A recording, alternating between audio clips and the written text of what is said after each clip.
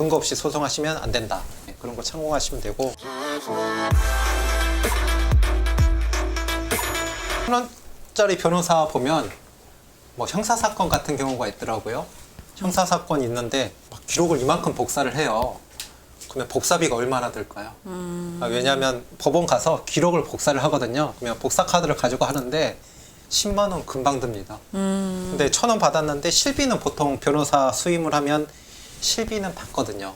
그리고 변호사 수임료에 뭐 교통비나 포함되는 경우도 있는데 별도로 하는 경우가 있어요. 그래서 변호사 소송을 한다 그러면 실비 같은 경우가 들 수 있고 돈이 더 들 수 있죠. 그리고 변호사 수임료도 1,000원이지만 특히 민사소송 같은 경우는 인지대 송달료를 재판을 받으려면 법원에 돈을 내야 돼요. 그러니까 변호사는 1,000원인데 1억 원 재판을 하려고 그런다. 그러면 45만 원 정도 인지대를 법원에 내야 되고 송달료도 한 6만 7천, 한 6, 7만 원 내야 되거든요. 예, 그래서 1,000원짜리로 소송이 되는 경우가 없다. 그리고 변호사 선임하면 변호사들은 각 지방 변호사의 경유증을 발급을 해야 돼요. 왜냐하면 변호사 선임을 했고 신고를 하려면 경유증을 신고를 해야 되는데 이게 또 12,000원이에요.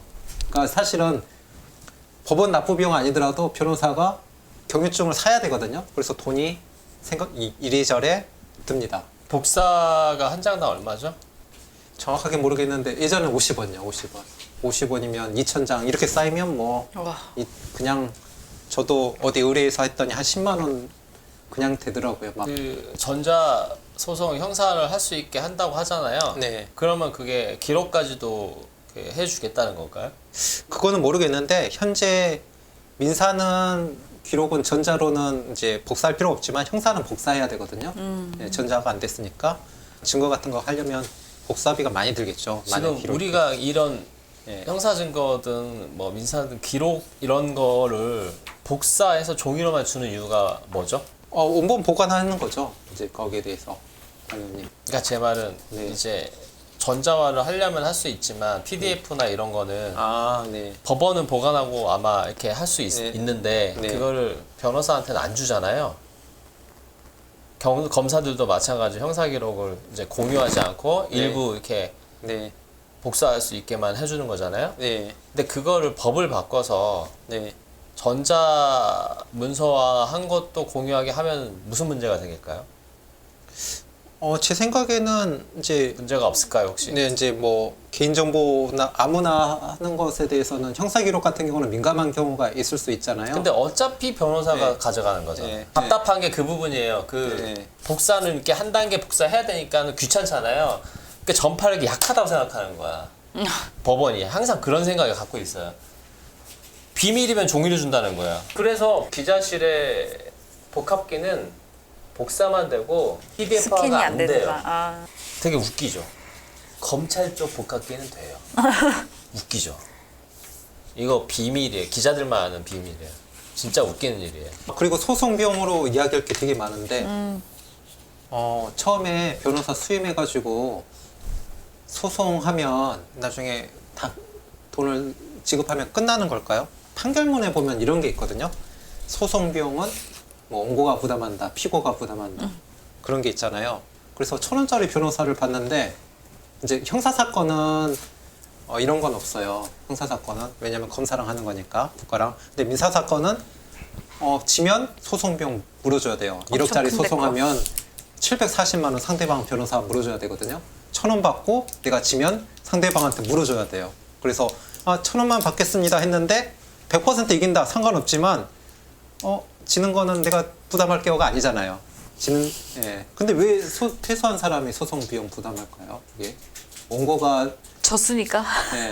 졌으니까. 왜 진 사람이 부담해야 되냐? 소송 비용을 안 내도 되는 상황인데 원래 이런 소송이 자체가 없었으면 그리고 그 진 놈 때문에 이런 법적인 분쟁이 생겼기 때문에 내가 소송을 걸었어도 소송 그 비용을 다 내는 게 아니라 내가 이겼으면 이건 정의 실현이고 정당한 권리를 이렇게 한 거니까는 이런 법적 분쟁이 생기게 한 이 나쁜 놈한테 소송 비용을 뜯어내야 된다. 이게 정의감에 부연한다.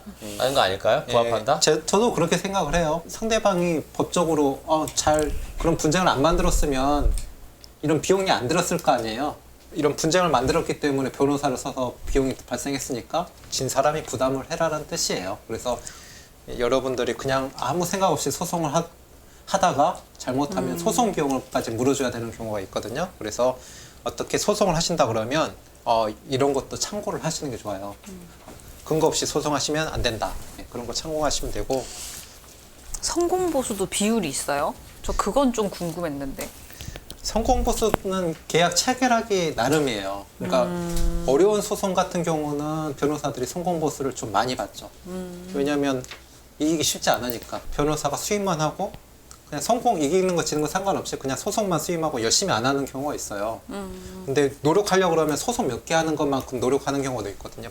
고민도 많이 하고 그런 경우에 대한 대가가 되겠죠. 성공보수는. 저희도 아까 말한 것처럼 이기면 어떻게 돼요? 이기면 못 받은 돈 플러스 변호사 비용까지 뭐 1억 소송을 했는데 변호사 비용까지 상대방한테 740만 원 받는데 지면 원래 받을 돈도 못 받아주고 오히려 물어줘야 되거든요. 그러니까 이기게 해주려고 그만큼 변호사들이 노력을 해야 근데 여기서 물어준다는 거를 네. 설마 변호사가 물어준다고 생각하는 건 아니겠죠? 네. 보시는 분들이 착각하시죠. 소송을 하시는 분이 지면 소송 비용을 상대방한테 물어줘야 돼요. 패소한 사람이 물어주는 거예요. 네. 상대방 변호사 비용을 예.